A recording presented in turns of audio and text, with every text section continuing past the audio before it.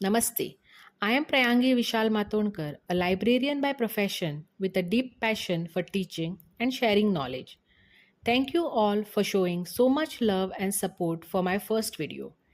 This is the second video on my channel, and today I will be guiding you through an important topic, that is, how to identify predatory and clone journals in academia.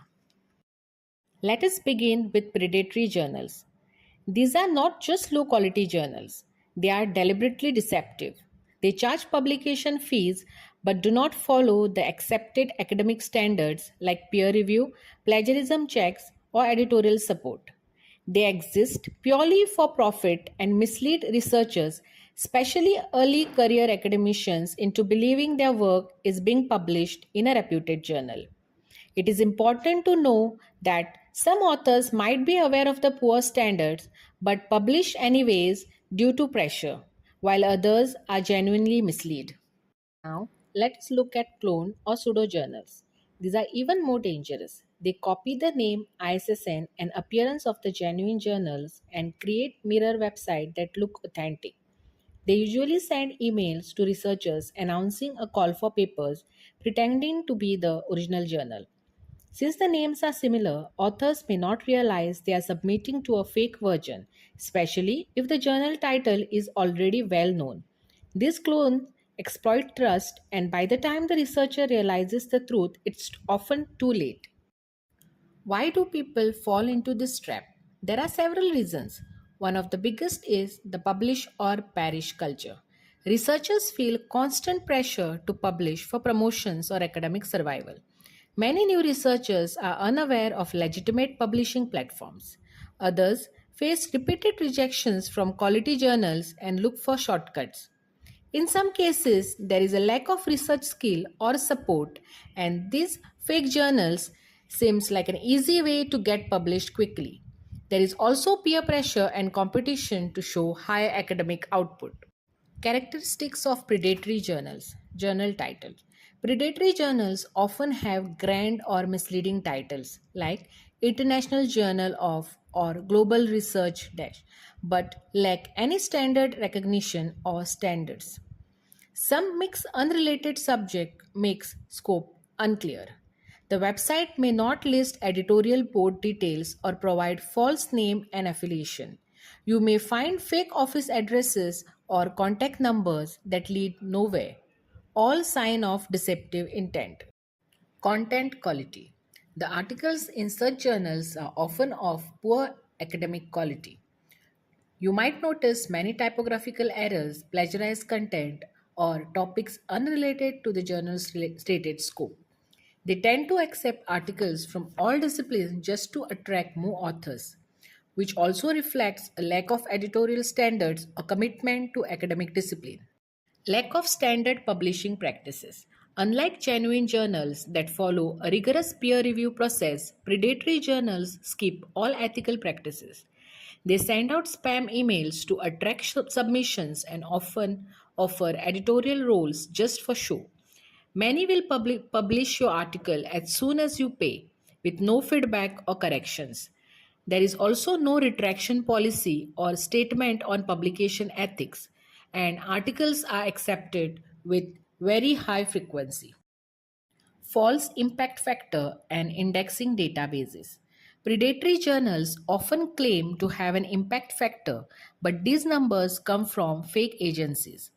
These agencies are not recognized by any academic authority. Real metrics come from Clarivate Journal Citation Report or Elsevier's Scopus database. Fake journals also falsely claim indexing in recognized databases, which you must always verify. Impact factor. Impact factor is a measure of how often articles from a journal are cited in an academic work. High impact factor generally means high reputation, but only if it is verified by Clarivate Analytics. There is also cite score by Scopus, which is calculated based on a 4-year citation window.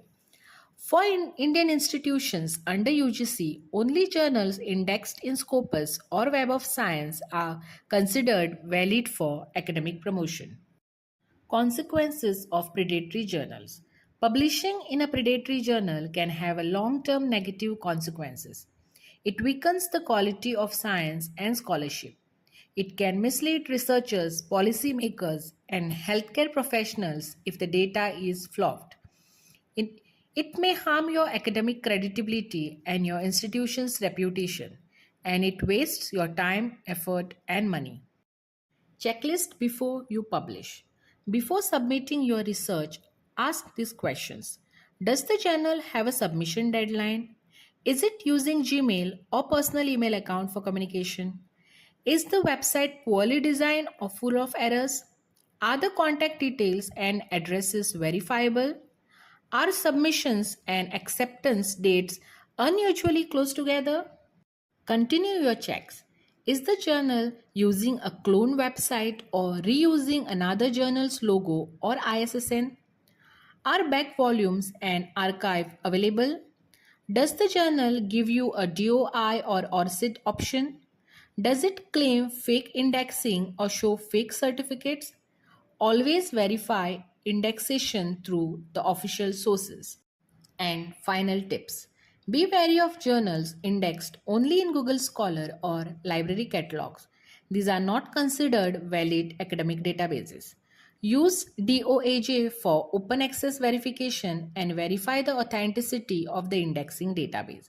If a journal has no citation history or no research visibility, it may be predatory. The golden rule: if it feels suspicious, double check. Now, let me conclude this topic. Remember, predatory journals exist only for profit, not to support research. They harm individuals, institutions, and even scientific progress. It is every researcher's responsibility to stay vigilant, do proper checks, and publish ethically. Let us uphold academic integrity and ensure that our research benefits society and knowledge. This presentation has been developed using a variety of academic resources to help learners understand the challenges of scholarly publishing. I gratefully acknowledge and thank the original content creators and copyright holders whose work supported the development of this presentation. Thank you for watching and for your attention.